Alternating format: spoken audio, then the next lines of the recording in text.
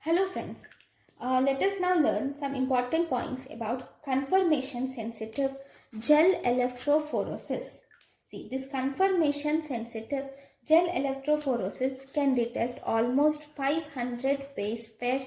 PCR fragments can be detected with this conformation sensitive gel electrophoresis. In this, we will have single base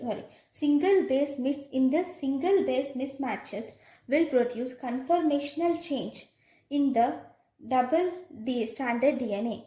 Okay, whenever there is one base mismatches. Okay, if this I'll just write it. Yeah, we have this analog. Okay, now here there is this single base change. Okay, this single base change has resulted in conformational change in the double-stranded DNA, and as a result, because of this conformational change, we will see. Okay, conformational change has been produced due to this single base mismatches.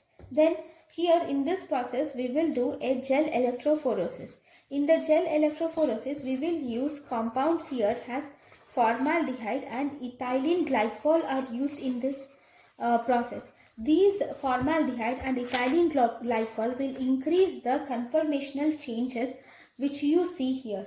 Because this will increase the conformational changes, this increased conformational changes will result in better separation of heteroduplexes, or this larger base pairs can be separated in a better way.